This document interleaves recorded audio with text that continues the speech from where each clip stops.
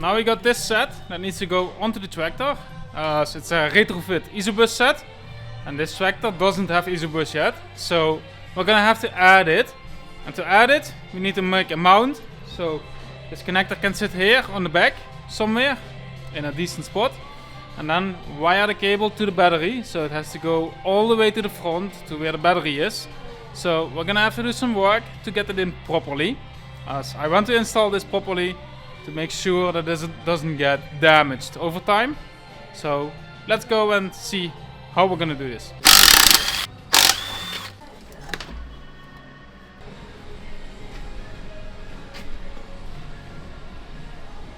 Alright, so I made a plate to mount the connector on, and I welded it onto the back of the tractor. So this is actually meant to hold the fender in place, and I just welded it on straight. I made it pretty decent, so that way we know it's never gonna bend and it will sit nicely there. So I hope that's gonna last for a long time.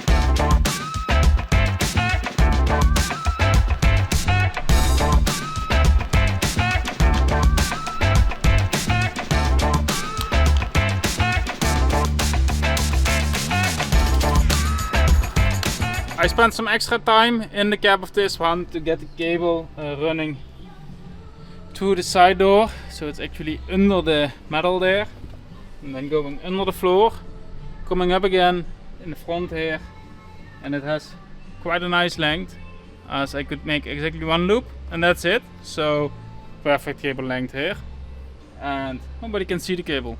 That's really lovely. Even though this tractor is this year 35 years old, it's perfect for this. So this will always be our backup tractor.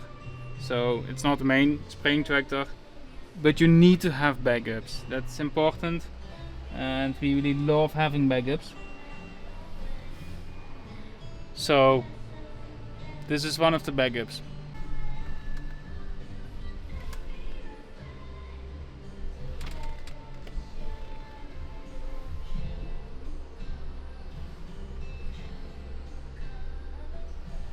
This tractor has run 12,000 hours so far, so that isn't too much for us.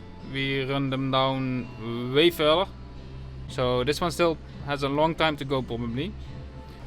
Oh, I think this one sits here great. That's perfect. So this tractor is done.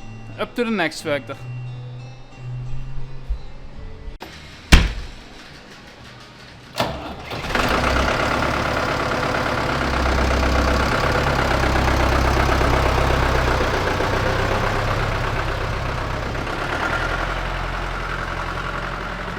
Next case is up, so this one also needs to get ISOBUS. So we're gonna see where we can mount the connector at this one, and I think we will put it somewhere here, as we got a nice place to mount it here. and there's not much place left elsewhere either. This tractor is a lot narrower as the other case. This one is a real small one, the other one is the little bit wider one. So we just have less space between the fenders with this one. So I think this spot should perfectly do it.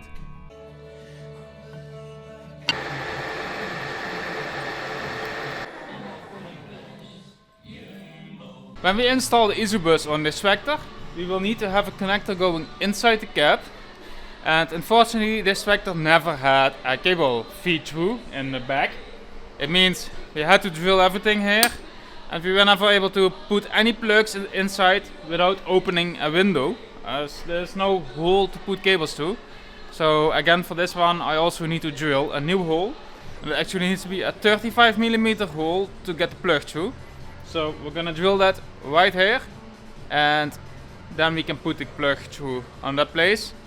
And I have to think about making something else so we can feed cables through, as it is quite a problem that we cannot feed cables into the cab these days.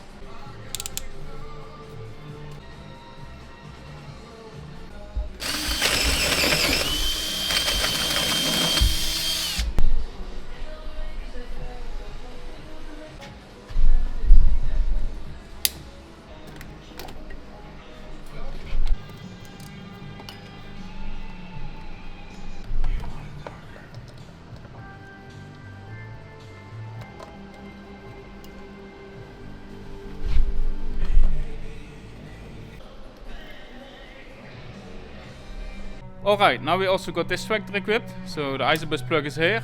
I mounted it, I pulled the cable completely through under the wheel to the front, and it's going really nice by this tractor, as it's going really on top of everything, so it's really good protected. And here at the engine, I managed to let it creep up there, not at the exhaust, but at the intake of the hydraulics, so on the inner side. And then going over the start motor, besides the engine where all the other wiring is, up to the battery, and then at the battery, we got a nice connection. So we got the minus and the plus connected, and we should have power now in the back.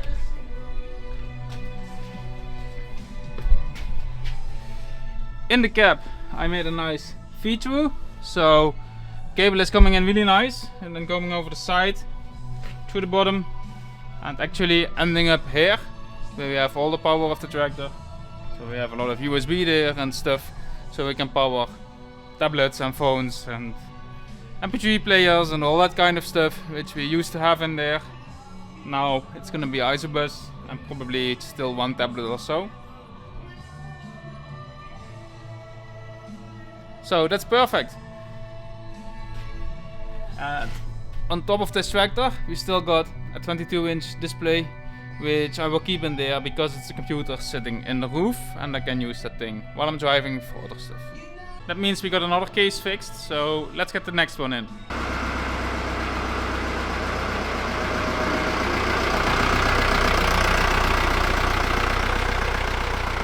So this one also needs ISOBUS, of course. I'm just gonna have to figure out where to put that thing, as this tractor doesn't leave a lot of space. It's quite full here. The hitch takes quite a lot of space up at this one, so we have to figure a place to put it. I found the spot to put the ISOBUS on. It's gonna be this spot, and I already tried welding up a plate a bit. And if the ISOBUS is gonna sit like that, it's beautiful hidden away in the rear, and it's also not in the way for the hitch, as the hitch ends just below it, and this is actually the maximum height it goes, so that's perfect. So let's finish welding this, give it a paint job, and then connect the battery.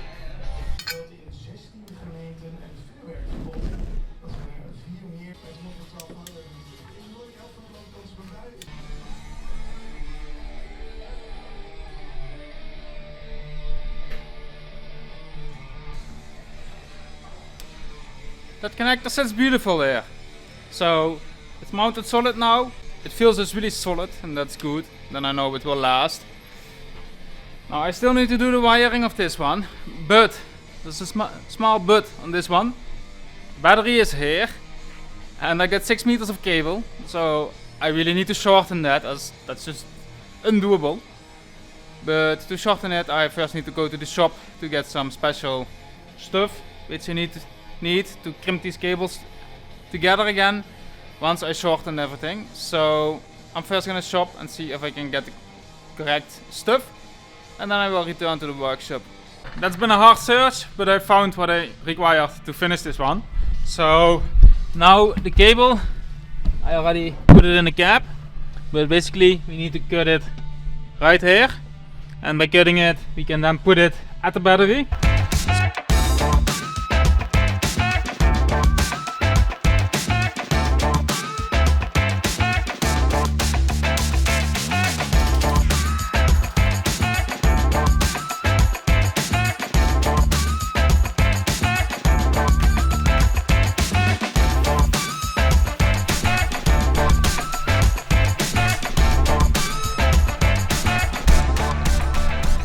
Well, it's connected now. Unfortunately, I wasn't able to connect it behind the main relay, so the ISOBUS is in front of the main relay. That it shouldn't harm, as the ISOBUS is shutting down when you shut down the terminal. So it should be fine like this, and it's the only way I could do it, as this tractor is overloaded with electrical functions. It has a lot of options and stuff on it which all require power, so that's why this one is that full. That means the final case is also ready. So now all 3 tractors got ISOBUS, so we're definitely ready for the next spraying season.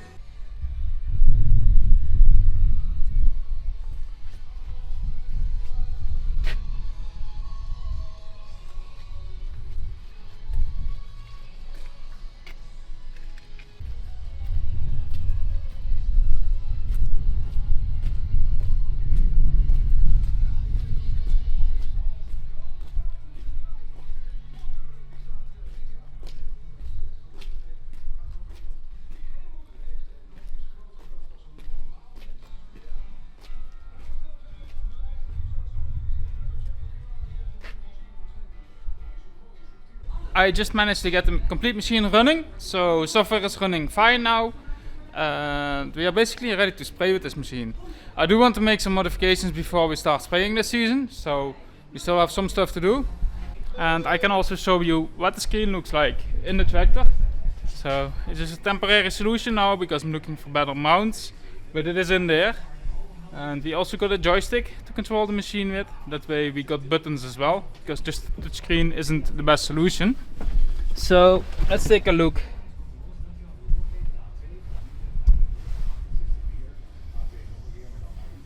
So we got a start screen. You can open it, and basically I can control the complete sprayer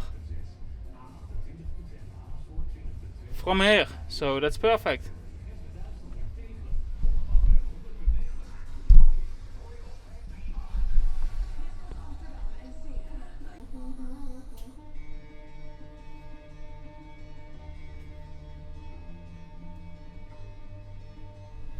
Now this tractor does need another upgrade.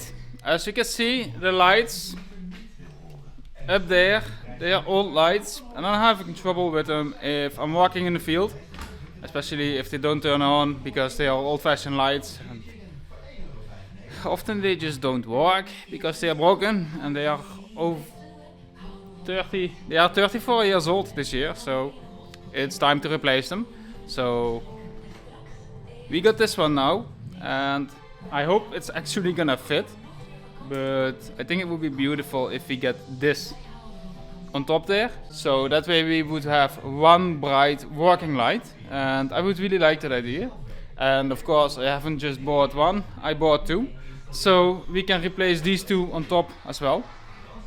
They are really sweet lamps, but they are just too old to work with, so I'm taking them off now. It turns out the light just fits there, but it also means that the mounting system doesn't fit. So I need to fabricate an own mounting system to get it actually on there. So I think we're gonna make 2 beams on the side from small iron, and then hang the complete lights on that. I think that should work sufficiently. So let's make that.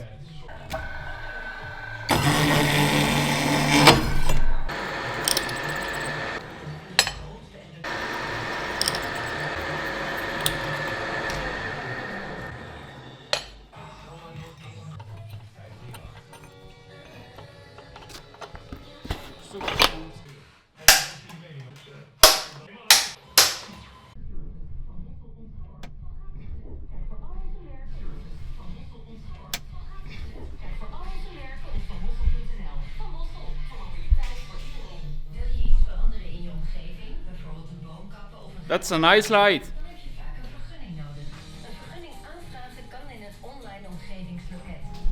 That's a beauty like that. I bet that's gonna bring a lot of light in the orchard when we have to do stuff in the dark.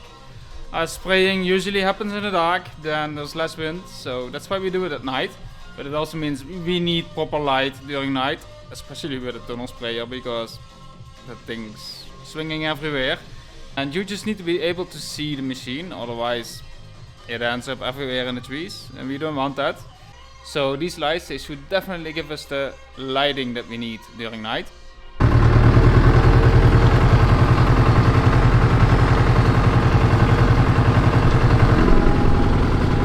Well, everybody knows how hard it is to film in the dark, so you being able to see me in the cab, just from the reflection of the exhaust, should tell you how much light it's giving. It's perfect.